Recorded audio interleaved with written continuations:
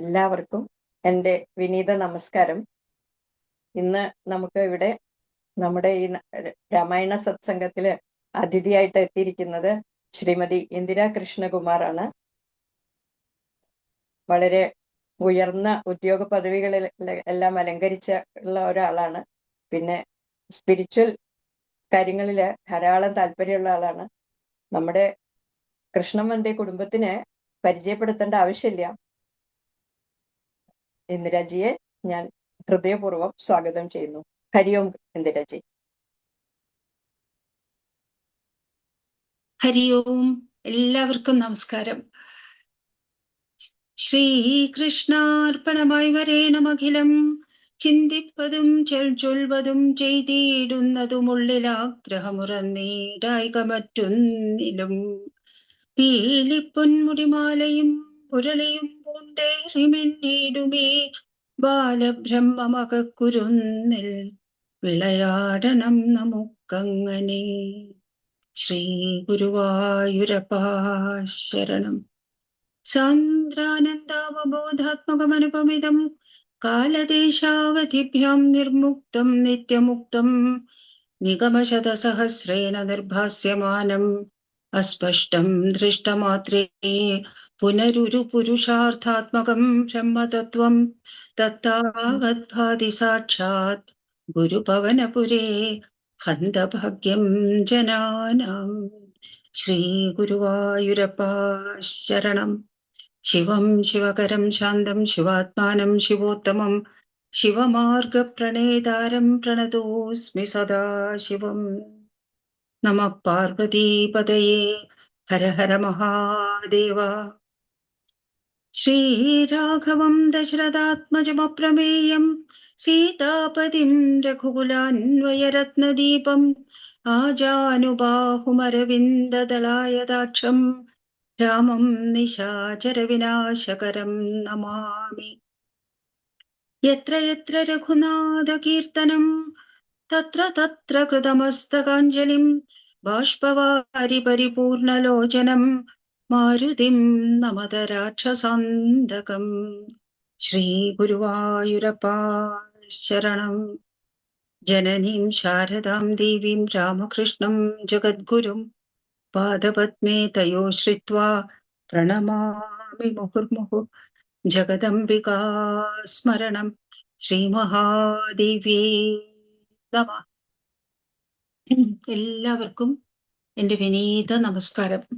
ഈ രാമായണ മാസത്തില്, ഈ പുണ്യകാലത്തില് ഒരു സത്സംഗത്തിന്റെ പേരിൽ ഒത്തുകൂടാൻ പറ്റിയതിൽ വളരെയധികം സന്തോഷം. നമ്മളൊക്കെ വളരെ അധികം പേരും കുട്ടിക്കാലം തൊട്ടിട്ടേ നമ്മൾ ഒരു ശ്ലോകം, ഏകശ്ലോകി രാമായണം എന്ന് പറഞ്ഞിട്ടൊരു ശ്ലോകം നമ്മളൊക്കെ കേട്ടിട്ടുണ്ടായിരിക്കും. അത് നല്ലൊരു ശ്ലോകമാണ്. അതിൽ ഭഗവാന്റെ കഥ ഭംഗിയായിട്ട് വർണ്ണിച്ചിട്ടുണ്ട്. പൂർവം രാമതപോവനാനി ഗമനം ഹത്വാ മൃഗം കാഞ്ചനം വൈദേഹി ഹരണം ജടായുമരണം സുഗ്രീവ സംഭാഷണം ബാലീ നിഗ്രഹണം സമുദ്രതരണം ലങ്കാപുരീ ദാഹനം പശ്ചാത് രാവണ കുംഭകർണ നിധനം ഏതദ്ധി രാമായണം. ഒരു നല്ല ഏകശ്ലോകി രാമായണം ഇത്.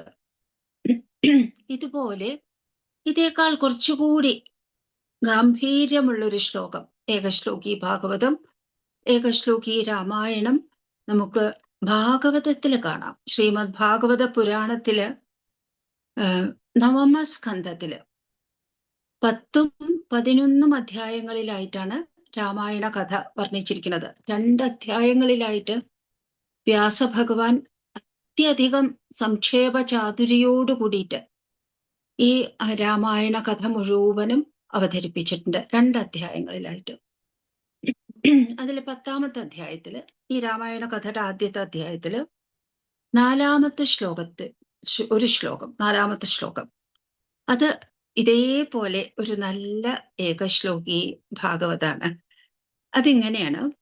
ഗുരുവർത്തേ ത്യക്തരാജ്യോ വ്യചരദനുവനം പദ്മപദ്ഭ്യാം പ്രിയായ പാണിസ്പർശാക്ഷമാഭ്യാം വൃജിതപഥരുജോ യോ ഹരീന്ദ്രാനുജാഭ്യം വൈരൂപ്യാചൂർപ്പണഘ്യാ പ്രിയവിരഹരുഷാരോപിതഭ്രൂവിജൃംഭ ത്രസ്താബ്ദിർബദ്ധസേതു ഖലദവദഹന കോസലേന്ദ്രോ വദന്ന.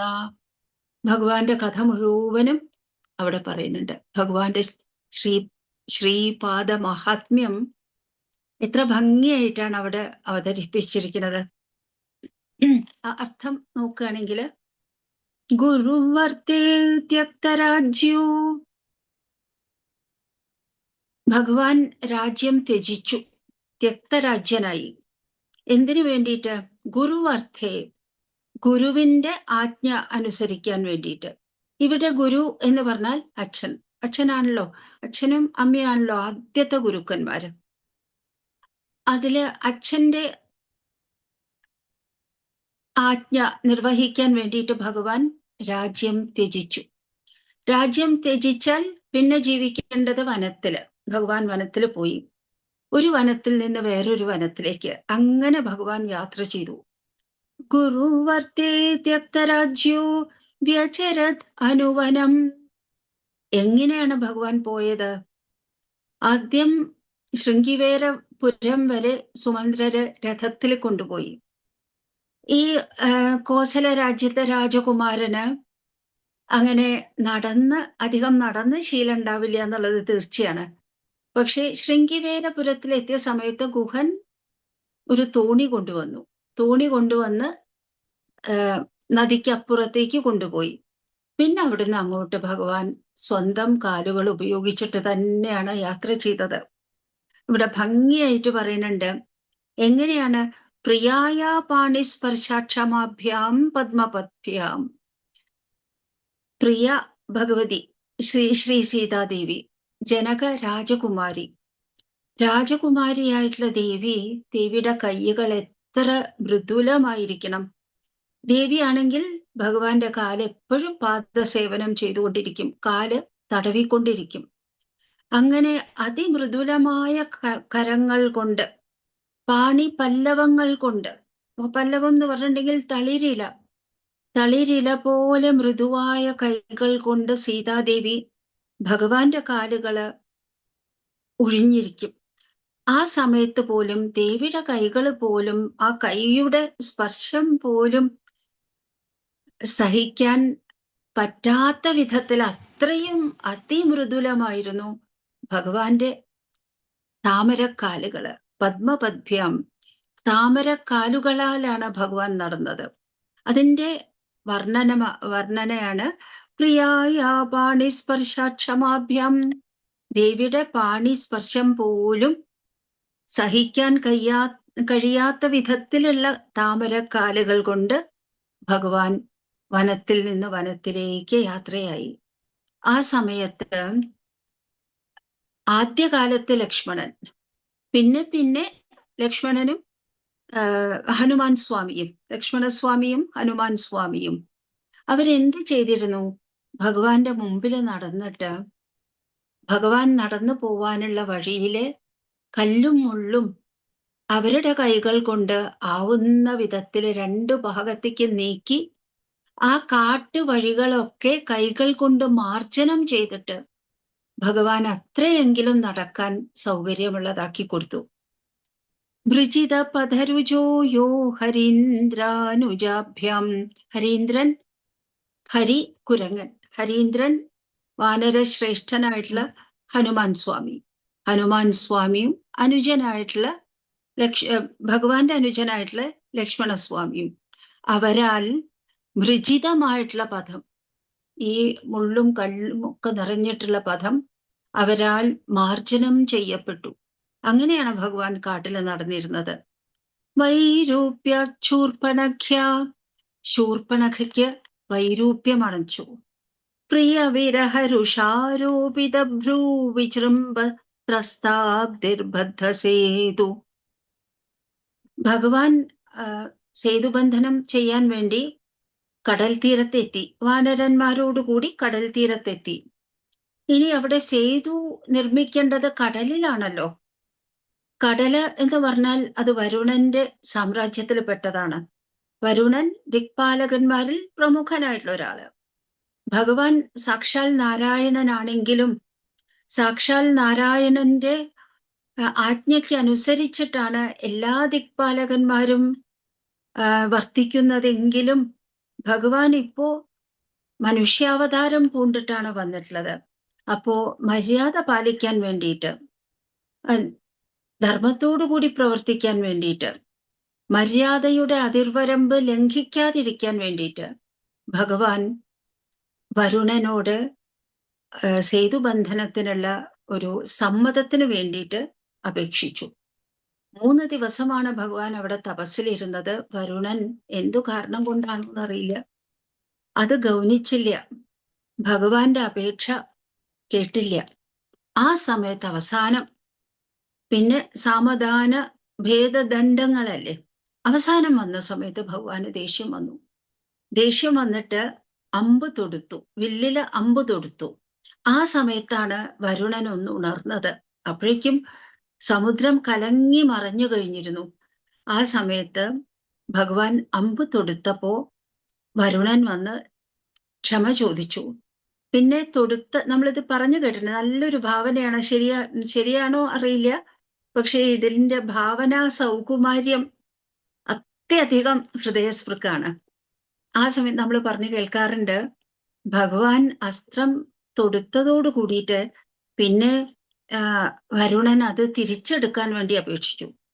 ഭഗവാൻ തൊടുത്ത അസ്ത്രം തിരിച്ചെടുക്കാറില്ല, അതുകൊണ്ട് അത് ദൂരത്തേക്ക് അയച്ചു. അത് പോയി വീണത് ഒരു പ്രത്യേക സ്ഥലത്ത്. ആ സ്ഥലം ഒരു വലിയ ദ്വീപായി. ഇപ്പൊ നമ്മൾ വൻകര എന്ന് വിളിക്കുന്ന, കോണ്ടിനെന്റ് എന്ന് വിളിക്കുന്ന ഓസ്ട്രേലിയ, ഭാവനാപൂർവം ജനങ്ങൾ പറയാറുണ്ട് അസ്ത്രാലയമാണത്. ഭഗവാൻ അസ്ത്രം അയച്ചു, ആ അസ്ത്രം ചെന്ന് വീണ സ്ഥലമാണ് അസ്ത്രാലയം, അതാണ് ഓസ്ട്രേലിയ എന്ന് ഭാവനാപൂർവം പറയാറുണ്ട്. നല്ലൊരു ഭാവന. അപ്പൊ ഇവിടെ പറയണു, ഇവിടെ അമ്പ് തൊടുത്തതായി പറയുന്നുണ്ട്. പക്ഷെ എത്ര ഭംഗിയായിട്ടാണ് വ്യാസഭഗവാൻ ഇവിടെ അത് പറഞ്ഞിരിക്കുന്നത്. കയ്യില് വില്ലെടുത്തു എന്നിട്ട് രാമബാണം തൊടുത്തു എന്നല്ല പറയുന്നത്.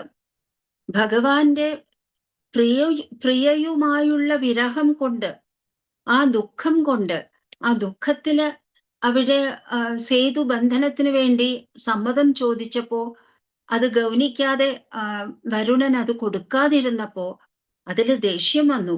ദേഷ്യം വന്ന സമയത്ത് ഭഗവാന്റെ പുരികങ്ങള് തന്നെ തൊടുത്ത വില്ല്, ഒരു അമ്പ് എടുത്ത് തൊടുത്ത വില്ല് പോലെയായി. പ്രിയ വിരഹ രുഷാരൂപിത ഭ്രൂ, അങ്ങനെയുള്ള ഭഗവാന്റെ ഭ്രൂ അത് വിജൃംഭിച്ചു. ഇത് ഇപ്പോ വില്ല് എന്ന് പറയുന്നത് പുരികമാണോ അതോ രാമബാണം തൊടുത്ത വില്ലാണോ എന്ന് നമുക്കിവിടെ പറയാൻ പറ്റില്ല.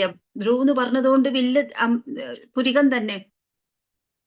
പ്രിയ വിരഹ രുഷാരോപിത ഭ്രൂ വിജൃംഭ, അങ്ങനെ ആ പുരികം തുടിച്ച സമയത്ത്, ആ സമയത്ത് സമുദ്രങ്ങളൊക്കെ തന്നെ ഇളകി മറിഞ്ഞു. ത്രസ്താബ്ധി, അബ്ധി മുഴുവനും ത്രസിച്ചു. അങ്ങനെയുള്ള അബ്ധിയിലാണ് ഭഗവാൻ ബദ്ധസേതു, അവിടെയാണ് സേതു നിർമ്മിച്ചത്. എന്നിട്ടോ ശ്രീലങ്കയിൽ എത്തിയ ശേഷം ഖലദവ ദഹന, അവിടെ നേരത്തെ തന്നെ ഹനുമാൻ പോയിട്ട് അവിടെ ലങ്കയിൽ കുറെ ഭാഗം തീയിട്ട് നശിപ്പിച്ചിരുന്നു.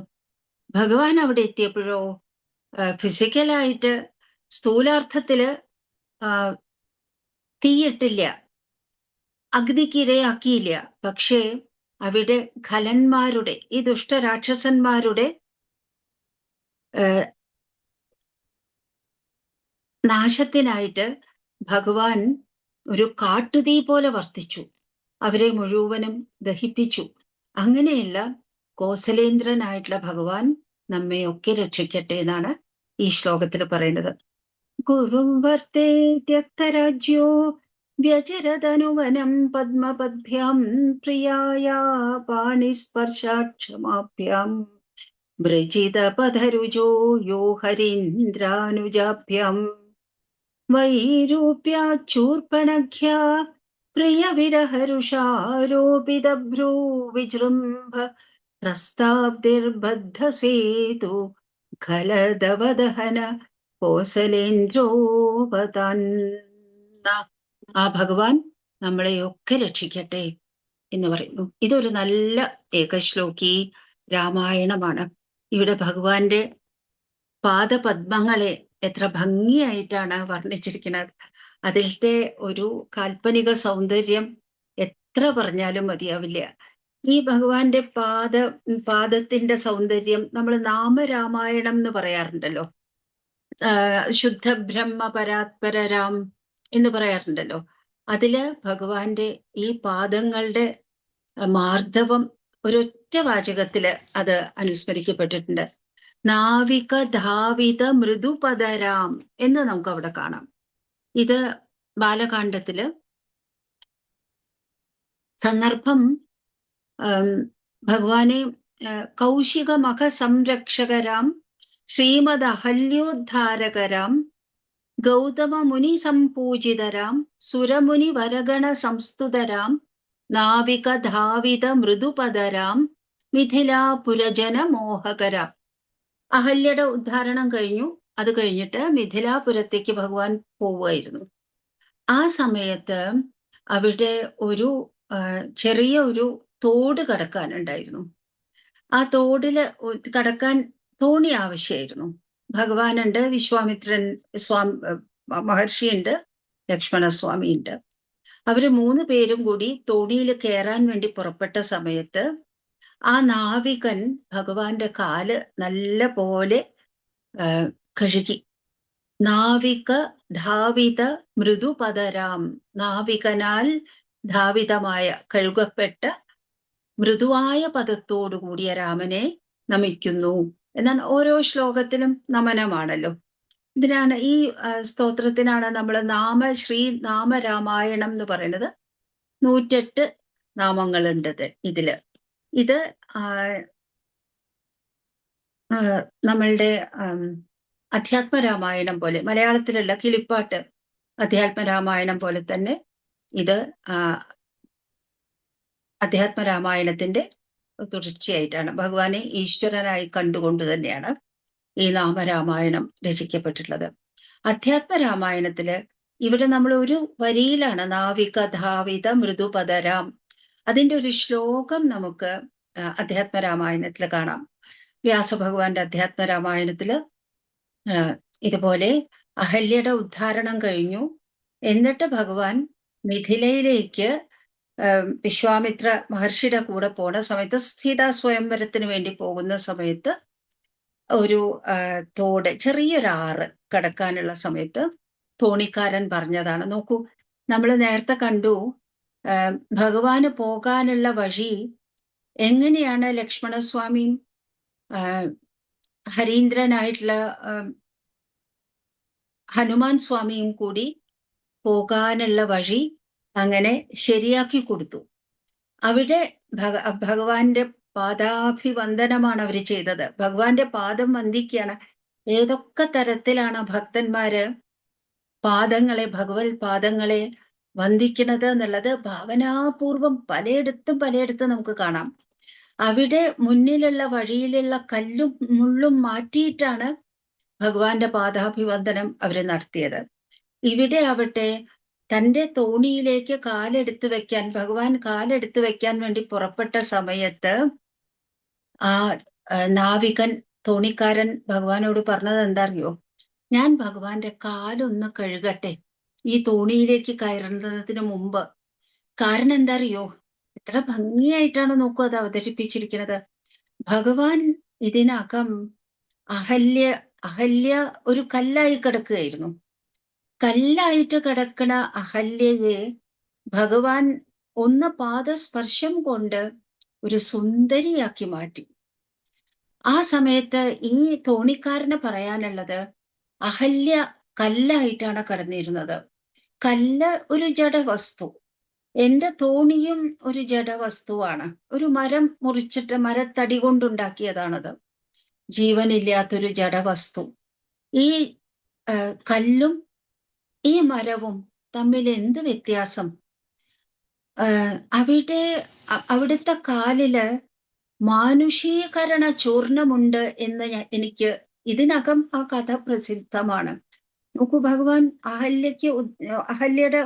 അഹല്യയെ ഒരു മോചിപ്പിച്ച ശേഷം, കല്ലായി കിടക്കുന്ന അവസ്ഥയിൽ നിന്ന് മോചിപ്പിച്ച ശേഷം ഭഗവാൻ നേരെ നടന്നു പോയത് ഈ ചെറിയ ആറിന്റെ കരക്കിലേക്കാണ്.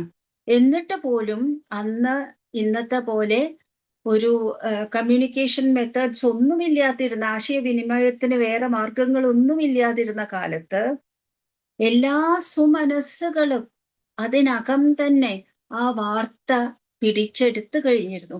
ആ വാർത്ത അതിനകം തന്നെ പ്രസിദ്ധമായി കഴിഞ്ഞിരുന്നു. അപ്പോ അദ്ദേഹം പറയണത് എന്താ അറിയോ? ക്ഷാളയാമി തവ പാദപങ്കജം. ഞാൻ അവിടുത്തെ താമരക്കാലുകള് നേരത്തെ പറഞ്ഞുവല്ലോ, പത്മപദ്ഭ്യാം പ്രിയായ, അങ്ങനെയാണോ വർണ്ണിച്ചിട്ടുണ്ടായിരുന്നത്? ഭഗവാന്റെ താമരക്കാലുകൾ കൊണ്ടാണ് കാട്ടിലൊക്കെ നടന്നത്. ഇവിടെ ഈ തോണിയിലേക്ക് കയറാൻ പോകുന്നതും പത്മപദ്ഭ്യാം, ഭഗവാന്റെ താമരക്കാലുകൾ കൊണ്ട് തന്നെയാണ്. ക്ഷാളയാമി തവ പാദപങ്കജം. ഞാൻ അവിടുത്തെ പാദപങ്കജം കഴുകിക്കട്ടെ. ക്ഷാളയാമി തവ പാദപങ്കജം നാഥ ദാരുദൃശതോ കിമന്തരം.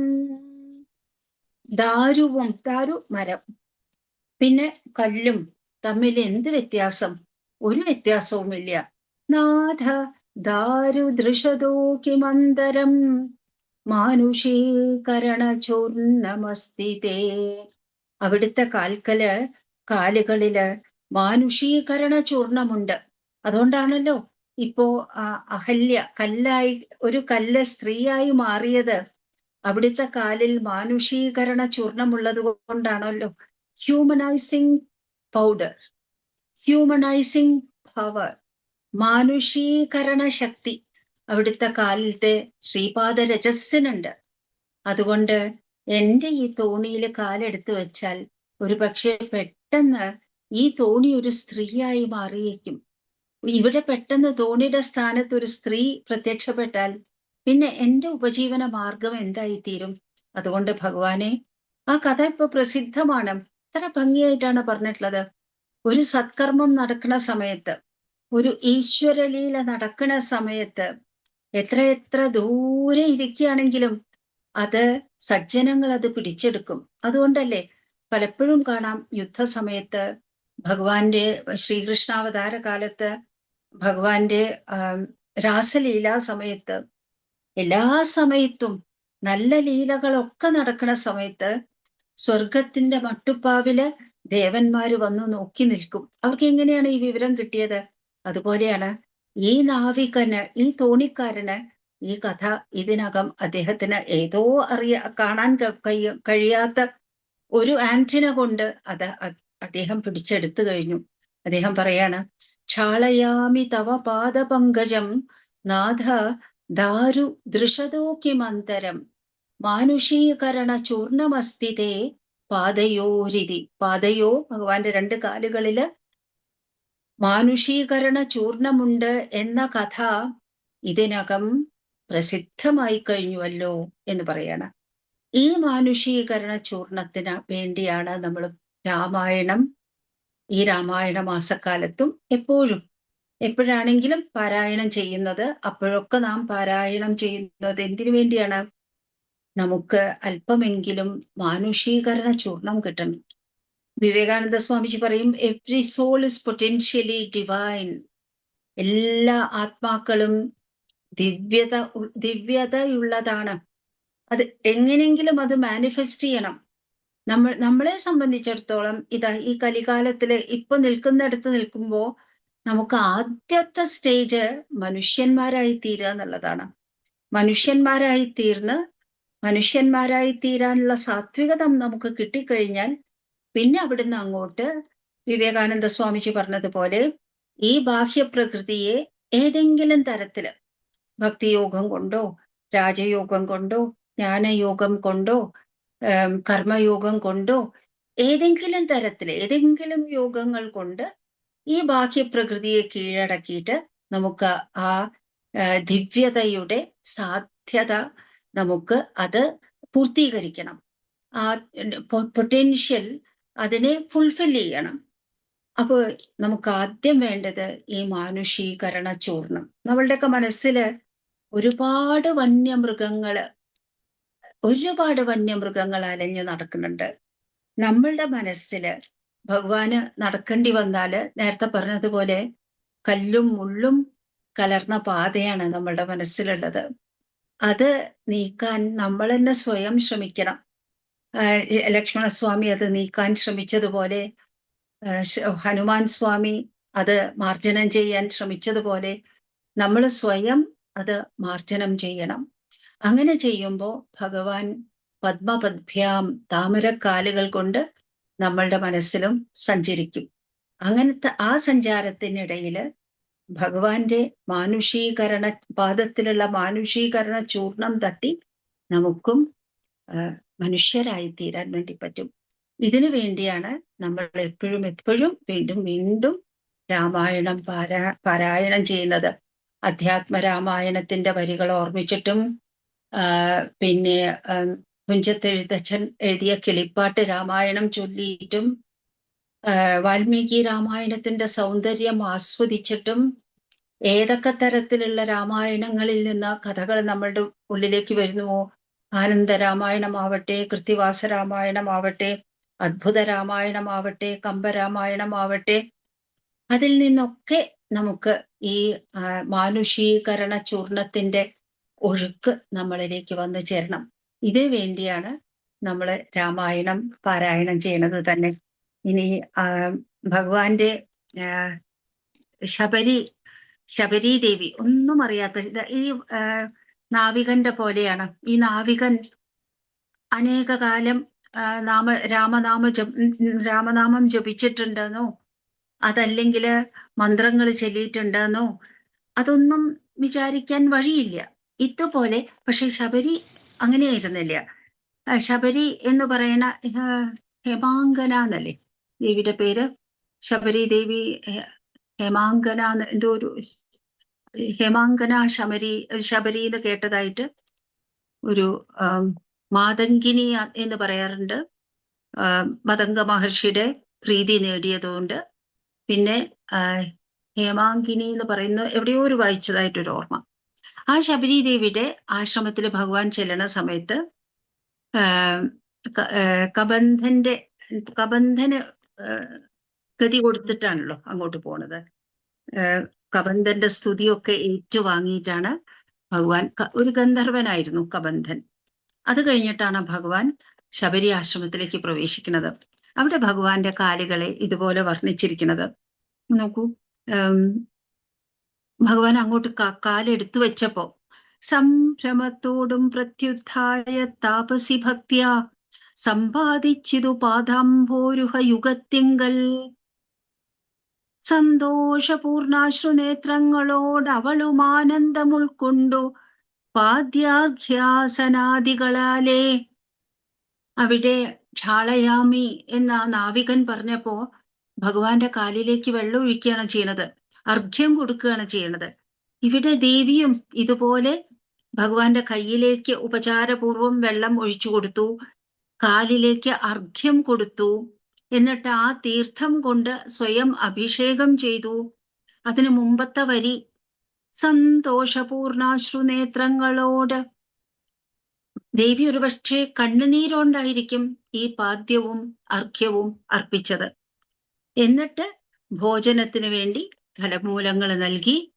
എല്ലാ അനുഭവങ്ങളും ജീവിതത്തിൽ ദേവി പലതും ഈ ശബരി ദേവി അനുഭവിച്ചിട്ടുണ്ട്. നല്ലതും ചീത്തയുമായ പലതും അനുഭവിച്ചു കഴിഞ്ഞിട്ടുണ്ട്. ആ അനുഭവിച്ചതൊക്കെയാണ് ഫലത്തിന്റെ രൂപത്തിൽ ഭഗവാന്റെ മുമ്പിൽ ആസ്വദിച്ചു കഴിഞ്ഞിട്ടുള്ള അനുഭവങ്ങളൊക്കെയാണ്. അതിനാണ് നമ്മൾ പറയുന്നത് കടിച്ച ഫലങ്ങൾ പോലും, ഇച്ഛലാക്കിയ ഫലങ്ങൾ പോലും ഭഗവാന് കൊടുത്തു എന്ന് പറയുന്നത്. താൻ അനുഭവിച്ചു കഴിഞ്ഞ എല്ലാം, ദുഃഖവും സുഖവും എല്ലാം ഭഗവാന്റെ കാൽക്കൽ ഇപ്പോ സമർപ്പിക്കുകയാണ്. പിന്നെ അതിനുശേഷം ദേവിക്ക് ആ സുഖദുഃഖങ്ങളുടെ ഓർമ്മയ്ക്ക് ഒരു അവസരമില്ല. എന്നിട്ട് പറയണു ധന്യയായി വന്നേനഹമിന്നു പുണ്യാതിരേക്കാൽ എന്നുടെ ഗുരുഭൂതന്മാരായ മുനിജനം. അവര് അങ്ങയെ പൂജിച്ച് അനേകായിരം കാലം ഇവിടെ വാണിട്ടുണ്ട്. ഇപ്പൊ അവര് സ്വർഗത്തിലേക്ക് ഗമിച്ചു. എപ്പോഴോ ബ്രഹ്മപദം പ്രാപിച്ചു. അവരെന്നോട് പറഞ്ഞു, പന്നകശായിയായിട്ടുള്ള പുരുഷൻ, പരൻ പുരുഷൻ ഇവിടെ വരും, അതുവരെ നീ ഇവിടെ വസിക്കണം എന്ന് പറഞ്ഞു. നിൻ തിരുവടിയുടെ വരവും പാർത്തു പാർത്തു നിൻ തിരുവടിയെയും ധ്യാനിച്ചു വസിച്ചു ഞാൻ. ശ്രീപാദം കണ്ടുകൊള്ളുവാൻ മൽഗുരുഭൂതന്മാരാം താപസന്മാർക്കു പോലും യോഗം വന്നീലയല്ലോ. ആ താപസന്മാർക്ക് പോലും ശ്രീപാദ പത്മങ്ങൾ കാണാനുള്ള അവസരം ഉണ്ടായില്ല. പക്ഷേ ഈ ശബരി ദേവിക്ക് തന്റെ മുന്നില്, എന്നിട്ട് ഭഗവാനെ മുന്നിൽ നിർത്തി പറയുന്നുണ്ട് അധ്യാത്മരാമായണത്തില്, മുഹൂർത്തം തിഷ്ഠ രാജേന്ദ്ര, ഹേ രാജേന്ദ്ര, എന്റെ മുന്നില് ഒരു നിമിഷം നിൽക്കൂ. എന്തിനാണ്? ഞാൻ എന്റെ ദേഹത്തെ ഈ യോഗാഗ്നിയിൽ ത്യജിക്കട്ടെ, അങ്ങനെ കണ്ടുകൊണ്ട് വേണം എനിക്ക് ഇപ്പൊ ഈ ശ്രീപാദങ്ങൾ കാണാനുള്ള ഭാഗ്യം പോലും ഇവിടെ താമസിച്ചിരുന്ന എന്റെ ഗുരുഭൂതന്മാരായിട്ടുള്ള അവർക്ക് കഴിഞ്ഞിരുന്നില്ല, അത് കിട്ടിയിരുന്നില്ല. ഹീനജാതിയിലുള്ള മൂഢ ഞാൻ ഇതിനൊട്ടും അധികാരിണിയല്ലയല്ലോ. ആ ശ്രീപാദ ദർശനത്തിന്റെ മഹാത്മ്യം ദേവിക്ക് നല്ല പോലെ മനസ്സിലായി. എന്നിട്ട് ഭഗവാനെ കൺമുന്നിൽ കാണണു. അതിനു മുമ്പ് തന്നാലാവും വിധം ഇപ്പൊ ഭഗവാൻ സീതാദേവി അന്വേഷിച്ച് നടക്കുകയാണ്. സീതാന്വേഷണത്തിന് തന്റെ തപസ്സുകൊണ്ട് സീതാദേവി ഇരിക്കുന്ന ഇടം ഏതാണ് എന്നുള്ളത് ഈ ശബരി മാതാവിന് മനസ്സിലായിട്ടുണ്ടായിരുന്നു. എന്നിട്ട് ഭഗവാൻ ചോദിക്കുകയാണ്, എന്റെ മനോഹരിയായ മൽപ്രിയ മനോഹരി കേനവാ നീത, ആരാലാണോ നയിക്കപ്പെട്ട് കട്ട് എടുത്ത് പോകപ്പെട്ടത് എന്ന് ഇങ്ങനെ ഭഗവാൻ വിലപിക്കുന്നത് കേട്ടപ്പോ ദേവി പറയുന്നുണ്ട്, സർവവും അറിഞ്ഞിരിക്കുന്ന നിന്തിരുവടി സർവജ്ഞൻ എന്നാകിലും ലോകാനുസരണാർത്ഥം ചോദിച്ച മൂലം പറഞ്ഞിടുവൻ സീതാദേവി ഖേദിച്ചു ലങ്കാപുരി തന്നിൽ വാഴുന്നു നൂനം. എവിടെയാണെന്ന് പറഞ്ഞു കൊടുത്തു. എങ്ങനെയാണ് അവിടെ ഇരിക്കുന്നത് എന്ന് പറഞ്ഞു. ഖേദിച്ചുകൊണ്ടാണ് ഇരിക്കുന്നത് എന്ന് പറഞ്ഞു. കൊണ്ടുപോയതു ദശകണ്ഠൻ എന്നറിഞ്ഞാലും കണ്ടിതു ദിവ്യ ദൃശാ തണ്ടലർ മകളെ ഞാൻ. ആ മഹാലക്ഷ്മി ദേവിയെ ഞാൻ എൻ്റെ ദിവ്യ ദൃഷ്ടി കൊണ്ട് കണ്ടു എന്ന് സ്ഥലം പറഞ്ഞു കൊടുക്കണം. ഈ കഥ ഒക്കെ പറഞ്ഞു കൊടുക്കുന്നത് അധ്യാത്മരാമായണം കഥ മുഴുവനും ശ്രീപാർവതി ദേവിക്ക് മഹാദേവൻ പറഞ്ഞു കൊടുക്കുന്നതാണ്. ഈ ശബരിയുടെ വൃത്താന്തം പറഞ്ഞു കൊടുത്തിട്ട് മഹാദേവൻ പാർവതി ദേവിയോട് പറയാണ്,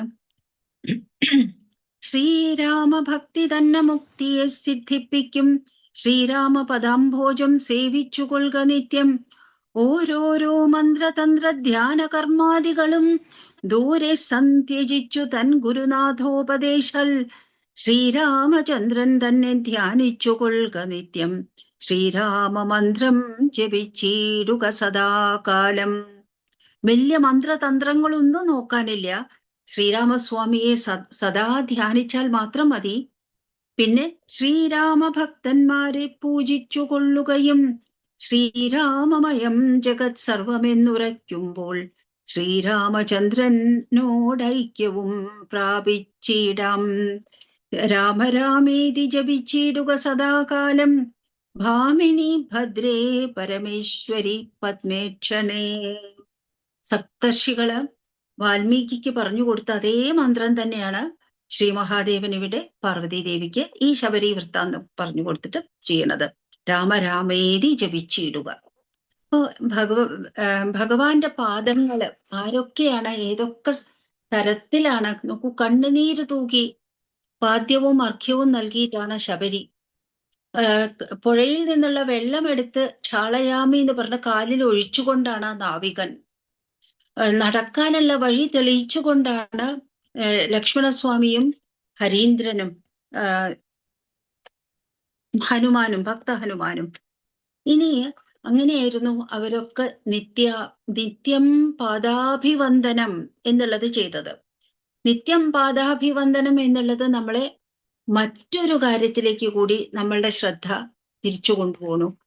അത് ലക്ഷ്മണസ്വാമിയുടെ അഭിവന്ദനമാണ്. സീതാദേവിയുടെ കാലില് കാട്ടിലേക്ക് പോയ സമയത്ത് ആരൊക്കെയുണ്ട് ഈ കാട്ടിലുള്ള യാത്രയിൽ? സുമന്ത്രര് തിരിച്ചു പോയി കഴിഞ്ഞ സമയത്ത് ഭഗവാനും സീതാദേവിയും ലക്ഷ്മണസ്വാമിയും മാത്രം. ലക്ഷ്മണൻ സ്വാമി എല്ലാ ദിവസവും സീതാദേവിയുടെ കാലും വന്ദിക്കും, ജ്യേഷ്ഠന്റെ കാല് വന്ദിക്കുന്നത് പോലെ തന്നെ. കാട്ടില് സീതാന്വേഷണത്തില് അലഞ്ഞു നടക്കുന്ന സമയത്ത് വാനരന്മാർക്ക് കുറച്ച് ആഭരണങ്ങൾ കിട്ടി. അത് ദേവി വലിച്ചെറിഞ്ഞതായിരുന്നു. വാസ്തവത്തില് ദേവി കാട്ടിലേക്ക് പോണ സമയത്ത് ദശരഥ രാജധാനിയിൽ നിന്ന് കാട്ടിലേക്ക് പോകുന്ന സമയത്ത് വസിഷ്ഠ മഹർഷിയെയും മറ്റുള്ള ജനങ്ങളെയും ഒക്കെ സങ്കടപ്പെടുത്തിക്കൊണ്ട് ദേവിയുടെ, മഹാലക്ഷ്മിയാണ്, എല്ലാ ആഭൂഷണങ്ങളും ആഭരണങ്ങളും ഒക്കെ ത്യജിച്ചിട്ട് വെറും മരത്തോലുകൊണ്ടുള്ള വസ്ത്രം ധരിച്ചിട്ട് കൈകേയി മാതാവിന് അത്യധികം സന്തോഷം കൊടുത്തുകൊണ്ട് എല്ലാ ആഭരണങ്ങളും ഒക്കെ ഉപേക്ഷിച്ചിട്ട് അങ്ങനെ കാട്ടിലേക്ക് പോകുന്ന സമയത്ത് ദേവിയുടെ കയ്യിൽ ആഭരണങ്ങളൊന്നുമില്ല. പിന്നെ അത്രി മഹർഷിയുടെ പർണാശ്രമത്തില് ഇവര് 3 പേരും കൂടി എത്തുന്നുണ്ട്. അത്രി മഹർഷിയുടെ മഹാപതിവ്രതയായിട്ടുള്ള പത്നിയാണ് അനസൂയ ദേവി. ആ അനസൂയ ദേവിക്ക് നല്ല 3 പേർക്കും നല്ല ഉപചാരങ്ങൾ ചെയ്ത്, വൃദ്ധരാണ് അവര്, വൃദ്ധ ദമ്പതിമാരാണ്. അവരെ 3 പേരെയും നല്ല പോലെ സ്വീകരിച്ചിട്ട് പോകുന്ന സമയത്ത് ദേവിക്ക് കുറച്ച് ആഭരണങ്ങൾ കൊടുത്തു. എന്തിനു വേണ്ടിയാണ് ആഭരണങ്ങൾ കൊടുത്തത്? കാട്ടിലേക്ക് പോകുന്ന സ്വന്തം എല്ലാം ഉപേക്ഷിച്ച് വന്നിട്ടുള്ള ദേവി, കാട്ടില് ഇനി മരവുരി ഉടുത്തു കഴിയേണ്ട ദേവി, ആ ദേവിക്ക് കുറച്ച് ആഭരണങ്ങൾ കൊടുത്തു. അത് ദിവ്യമായിട്ടുള്ള ആഭരണങ്ങളായിരുന്നു. അതിനെ നമുക്ക് താത്വികമായിട്ടുള്ള അർത്ഥത്തിൽ എടുക്കാം. അത്യധികം പാതിവൃത്യവും ഈ രാവണന്റെ, അഴകിയ രാവണന്റെ കൊട്ടാരത്തില് കുറെ കാലം താമസിക്കേണ്ട സമയത്ത്, അതും ദേവി അവിടെ രാവണനെ സ്വീകരിക്കാൻ വേണ്ടി, പേടിപ്പെടുത്താൻ വേണ്ടി നിറയെ രാക്ഷസികൾ ഉണ്ടായിരുന്നു. ഈ മൃദുലാംഗിയായിട്ടുള്ള ദേവിയുടെ ചുറ്റും ഇങ്ങനെ രാക്ഷസികൾ വസിക്കുമ്പോഴും ദേവിയുടെ പാതിവൃത്യം കൊണ്ട്, കഠിനമായിട്ടുള്ള പാതിവൃത്യം കൊണ്ട് ദേവിക്ക് അതൊക്കെ സഹിക്കാൻ വേണ്ടി പറ്റണം.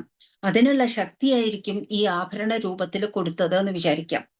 ഇനി മറ്റൊരു കാര്യം, അതിനെ വളരെ സ്ഥൂലാർത്ഥത്തിൽ എടുക്കുകയാണെങ്കിൽ, ദേവി ഈ ആഭരണങ്ങളൊക്കെ ധരിച്ചിരുന്നു. രാവണൻ വന്ന് കട്ടുകൊണ്ടുപോണ സമയത്ത് ആ വിമാനത്തിൽ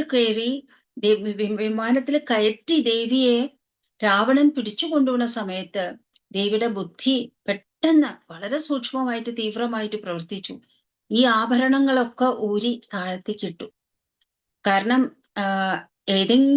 ആർക്കെങ്കിലും അത് കിട്ടുമ്പോൾ, ശ്രീരാമസ്വാമി അല്ലെങ്കിൽ സ്വയം അന്വേഷിച്ച് നടക്കുമ്പോൾ ഈ ആഭരണങ്ങൾ കാണട്ടെ എന്ന് വിചാരിച്ചു. അത് വാനരന്മാർക്കാണ് കിട്ടിയത്. എല്ലാ സന്ദർഭങ്ങളും അവിടെ ഒത്തുചേർന്നു. ഈ വാനരന്മാരുടെ സാമ്രാജ്യത്തിലേക്ക് തന്നെയാണ് ഭഗവാൻ സീതാന്വേഷണവുമായിട്ട് വന്നത്, സുഗ്രീവനുമായിട്ട് സഖ്യത്തിന് വന്നത്. ആ സമയത്ത് വാനരന്മാർക്ക് കിട്ടിയ ഈ ആഭരണങ്ങൾ കാണിച്ചു കൊടുത്ത സമയത്ത് ഭഗവാൻ അത് കാണാൻ വേണ്ടിയിട്ട് ഭഗവാന് കഴിഞ്ഞില്ല.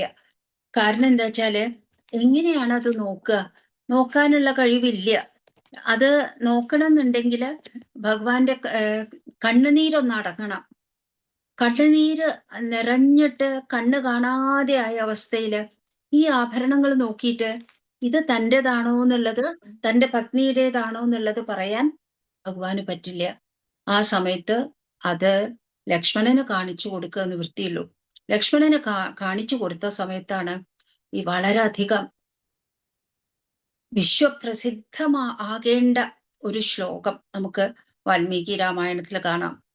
നമ്മൾ പറയാറുണ്ടല്ലോ, ദേവിയോട് സുമിത്ര പറഞ്ഞത്, ഈ കാട് മുഴുവനും അയോധ്യയായിട്ട് കാണണം, മാം വിദ്ധി ജനകാത്മജാം, പിന്നെ ശ്രീരാമനെ,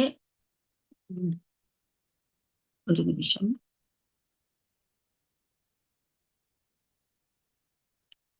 ഹരി ഓം, ശ്രീരാമസ്വാമിയെ അച്ഛനായി കാണണം, ദശരഥനായിട്ട് കാണണം, സീതാദേവിയെ ഞാനായിട്ട് കാണണം. മാം വിദ്ധി ജനകാത്മജാം അയോധ്യാം അടവീം വിദ്ധി ഗച്ഛതാത യഥാസുഖം എന്ന് പറയുന്നുണ്ട്. സൗഭ്രാത്രമുൾക്കൊണ്ടു പോകാൻ മുതിർക്കും സൗമിത്രി തന്നോടു മാതാവു ചൊല്ലി അച്ഛൻ നിനക്കിന്നു ശ്രീരാമചന്ദ്രൻ അക്ഷോവര സീതമാതാവു താനും.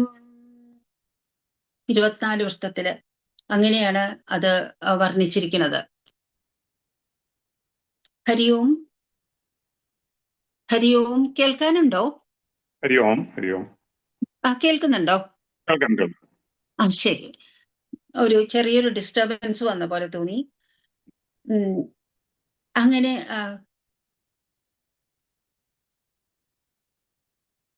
ഇത് എത്രത്തോളം ഇങ്ങനെയാണ് പിന്നെ കാട്ടിലേക്ക് ലക്ഷ്മണനെ അയക്കണത്. ലക്ഷ്മണന് ഈ ആഭരണങ്ങൾ കാണിച്ചു കൊടുത്ത സമയത്ത് ലക്ഷ്മണൻ പറഞ്ഞു, നാഹം ജാനാമി കേയൂരി. ദേവിയുടെ കേയൂരങ്ങള്, 2 കൈയിലും ധരിച്ചിരിക്കുന്ന കേയൂരങ്ങള്, അത് ദേവിയുടെയാണോ എനിക്കറിയില്ല, ഞാൻ കണ്ടിട്ടില്ല. നാഹം ജാനാമി കുണ്ടലേ, കാതില് ധരിച്ചിരിക്കുന്ന ആഭരണങ്ങള്, കർണാഭരണങ്ങള് 2 അത് ആരുടെയാണെന്ന് എനിക്കറിയില്ല ഇത്. നാഹം ജാനാമി കുണ്ടലേ നൂപുരേ ത്വഭിജാനാമി. പക്ഷേ ഈ നൂപുരങ്ങള് അത് ദേവിയുടെയാണ്. ഈ 2 നൂപുരങ്ങള് അത് ദേവിയുടെയാണ് എന്നുള്ളത് എനിക്കറിയാം. കാരണം എന്താച്ചാൽ നിത്യം പാദാഭിവന്ദനാത്, എന്നും ആ കാലുകൾ നമിക്കുന്നത് കൊണ്ട് ഈ നൂപുരങ്ങള് ദേവിയുടെ ആഭരണങ്ങൾ തന്നെയാണെന്നുള്ളത് എനിക്കറിയാം എന്ന് ലക്ഷ്മണൻ പറയുന്നുണ്ട്. അപ്പോ അമ്മ പറഞ്ഞത് എത്രത്തോളം, മാം വിദ്ധി ജനകാത്മജാം, ജ്യേഷ്ഠത്തിയമ്മയാണ്. ആ ജ്യേഷ്ഠത്തിയമ്മയെ ഞാനായിട്ട് കണ്ടുകൊള്ളണം എന്ന് പറഞ്ഞ ആ അമ്മയുടെ ഉപദേശങ്ങള് എത്രത്തോളം പാലിച്ചിട്ടുണ്ട്. എന്തുകൊണ്ടാണ് കേയൂരങ്ങൾ? കാരണം എല്ലാ ദിവസവും രാവിലെ എഴുന്നേറ്റാൽ ദേവിയുടെ കാൽക്കൽ വന്ന് കുമ്പിടും. ആ നൂപുരങ്ങൾ കാണും, കാൽക്കൽ കുമ്പിടും, തൊഴും, പിൻവാങ്ങും. അതല്ലാതെ ഒന്ന് തല ഉയർത്തി നോക്കാൻ പോലും ലക്ഷ്മണൻ മുതിർന്നിട്ടില്ല. നോക്കൂ, ആധുനിക ഒരു ഗൃഹത്തിന്റെ കാര്യം എടുത്താൽ ഒരു ജ്യേഷ്ഠ ഭാര്യയെ മുഖത്ത് നോക്കാതെ ഒരാൾക്ക് ജീവിക്കാൻ പറ്റില്ല. കാരണം ഒരു കൂട്ടുകുടുംബത്തിലാണെങ്കിൽ ആധുനിക കാലത്ത്, അന്ന് ആ കാട്ടില് താമസിക്കുമ്പോൾ ലക്ഷ്മണൻ അത് ചെയ്തു. പക്ഷേ പ്രതീകാത്മകമായിട്ട് ഇന്ന് ഒരു ഗൃഹത്തില് താമസിക്കുന്നവര്, ഒരു ഭർത്താവിന്റെ അനിയന്മാരെ മാത്രമല്ല അനുജത്തികളാണെങ്കിലും ആ വീട്ടിലെ ആ കുടുംബത്തിലെ ആ വധുവായി വന്നിട്ടുള്ള ആ സ്ത്രീയുടെ താഴെയുള്ളവരൊക്കെ, ഭർതൃഗൃഹത്തില് അവരുടെ വയസ്സിന് താഴെയുള്ളവരൊക്കെ അവരെ നമിക്കണം. നമ്മളൊന്ന് ആലോചിച്ചു നോക്കൂ, നമ്മളുടെ ഗൃഹത്തിലേക്ക് ഒരു പെൺകുട്ടിയെ വീട്ടിലെ ഒരു പുരുഷന്റെ പത്നിയായിട്ട്, വധുവായിട്ട് കൂട്ടിക്കൊണ്ടുവന്നാൽ ആ കുട്ടിക്ക് കൊടുക്കേണ്ട, ആ വധുവിന് കൊടുക്കേണ്ട മര്യാദ എത്ര വലുതാണ്, ആ വ്യക്തിക്ക് കൊടുക്കേണ്ട ആദരവ് എത്ര വലുതാണ് എന്ന സ്ഥാനത്താണ് ഒരു ഗൃഹത്തിലേക്ക് വധുവായി വരുമ്പോഴേക്ക് ആ വീട്ടിലെ ജോലികൾ മുഴുവനും അവരെ കൊണ്ട് ചെയ്യിക്കുന്നത്. അത് നമ്മൾ ആധുനിക കാലത്ത് പോലും ഓർമ്മിക്കേണ്ട ഒരു ജീവിത തത്വം, ഒരു ധർമ്മ തത്വം കൂടിയാണ് നമുക്കിവിടെ ഉപദേശിച്ച് കിട്ടിയിട്ടുള്ളത്. ഇതെല്ലാ ഗൃഹങ്ങളിലും ഓർമ്മിക്കേണ്ടതാണ്. വധുവായിട്ട് വീട്ടിലേക്ക് പ്രവേശിച്ച സ്ത്രീകളെ എത്രത്തോളം കുടുംബാംഗങ്ങള് മാനിക്കണം എന്നുള്ളത് നിത്യം പാദാഭിവന്ദനാത്. ഇപ്പൊ മുഖത്തേക്ക് നോക്കില്ല എന്നുള്ളതല്ല, മുഖത്തേക്ക് നോക്കാം, സംസാരിക്കാം, പക്ഷെ എത്രത്തോളം മാന്യത കൊടുക്കണം എന്നുള്ളത് കൂടി ഈ ത്രേതായുഗത്തില് ലക്ഷ്മണസ്വാമി പറഞ്ഞ ആ വാക്കുകളില് നമുക്ക് മനസ്സിലാക്കാനുണ്ട്. ഭഗവാന്റെ കാൽക്കല് മാനുഷീകരണ ചൂർണമുണ്ട് എന്നുള്ളത് ആ നാവികൻ പറഞ്ഞ വാക്കിൽ നിന്ന് നമുക്ക് മനസ്സിലാവുന്നുണ്ട്. ശ്രീ പാർവതിക്ക് ഭഗവാൻ പറഞ്ഞു കൊടുത്ത വാക്കുകളില്, മഹാദേവൻ പറഞ്ഞു കൊടുത്ത വാക്കുകളില് ഇത് തന്നെ ഋഷിമാരൊക്കെയും കാട്ടില്, അത് അധ്യാത്മ രാമായണത്തില് നാനാ പെട്ടെന്ന് മറന്നുപോയി. നാനാജ്ഞാന, അതായത് അജ്ഞാനജന്യമായിട്ടുള്ള അനേകം മന്ത്രങ്ങളും മറ്റും ചൊല്ലുന്നതിന് പകരം രാമം ശ്യാമതനും സ്മരാരി ഹൃദയേ ഭാന്തം ഭജധ്വം ബുധ എന്നാണ് അവിടെയുള്ള ഋഷിമാർക്ക് പറയാനുള്ളത്. നാനാജ്ഞാന വിശേഷ മന്ത്രവിദതിം ത്യക്ത്വാ സുദൂരേ ഭൃശം രാമം ശ്യാമതനും സ്മരാരി ഹൃദയേ ഭാന്തം ഭജധ്വം ബുധ. അനേക തരത്തിലുള്ള മന്ത്രങ്ങളും തന്ത്രങ്ങളും ഒക്കെ ഉപയോഗിക്കുന്നതിന് പകരം അതൊക്കെ ദൂരെ ത്യജിച്ചിട്ട് കാട്ടിൽ നടക്കുന്ന രാമനെ കാണുമ്പോ ഋഷിമാർക്ക് പറയാനുള്ളത് ഇതാണ്. അതൊക്കെ ത്യജിച്ചിട്ട്, അഥവാ ഋഷിമാരുടെ ഹൃദയത്തിൽ മുഴങ്ങിയ കാര്യമാണിത്.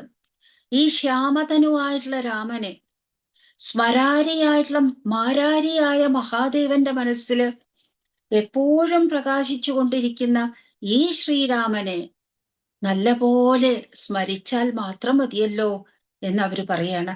എത്ര എത്ര പാഠങ്ങളാണ് നമുക്ക് രാമായണം തരുന്നത്. ഈ പാഠങ്ങള് മറ്റ് പല, അതായത് എപ്പോഴും രാമായണം എപ്പോഴും ചെല്ലേണ്ടതാണ്. തിരക്ക് പിടിച്ചിട്ടുള്ള ഈ കാലത്ത് ഒരു മാസം, പണ്ട് കാലത്ത് പഞ്ഞമാസം, കർക്കിടക മാസം, ഇന്ന് പഞ്ഞമാസം അല്ലെങ്കിലും ഇന്നത് ധന്യമാസമായിട്ട് മാറിയിരിക്കണു. ആ മാസത്തില് ഈ രാമായണത്തിന് വേണ്ടി, രാമായണ ചിന്തയ്ക്ക് വേണ്ടി നമ്മൾ സമയം ഒഴിഞ്ഞു വെക്കുന്ന സമയത്ത് ഇനി അടുത്ത കൊല്ലം ഈ ധന്യമാസം വരുന്നത് വരെ നമ്മുടെ ജീവിതത്തെ ധന്യമായ പാതയിലൂടെ കൊണ്ടുപോകാൻ ഈ രാമായണം നമ്മളെ സഹായിക്കണം. അതിന് വേണ്ടുവോളം വരം ശ്രീരാമസ്വാമിയും ശ്രീരാമസ്വാമിയെ എപ്പോഴും മനസ്സിൽ അങ്ങനെ മനസ്സിൽ ധരിച്ചിട്ട്, മനസ്സിൽ ഭഗവാന്റെ രൂപം ഏന്തിയിട്ട്, മനസ്സിൽ എപ്പോഴും ഭഗവത് സ്മരണയോടുകൂടി ഇരിക്കുന്ന മഹാദേവനും നമ്മെ വേണ്ടുവോളം അനുഗ്രഹിക്കട്ടെ എന്ന് പറഞ്ഞിട്ട് ഈ കൃഷ്ണം വന്ദേ എന്നുള്ള ഈ പരിപാടിയില്, ഈ രാമായണ മാസത്തില് രാമായണ ചിന്തയുമായിട്ട് ഇവിടുത്തെ സജ്ജനങ്ങളുടെ കൂടെ കുറച്ച് സമയം ചെലവഴിക്കാൻ പറ്റിയതിൽ വലുതായ സന്തോഷം. കായേന വാചാ മനസേന്ദ്രിയൈർവാ ബുദ്ധ്യാത്മനാ വാ പ്രകൃതേ സ്വഭാവാത് കരോമി യദ്യത് സകലം പരസ്മൈ നാരായണായേതി സമർപ്പയാമി. ശ്രീ ഗുരുവായൂരപ്പ ശരണം.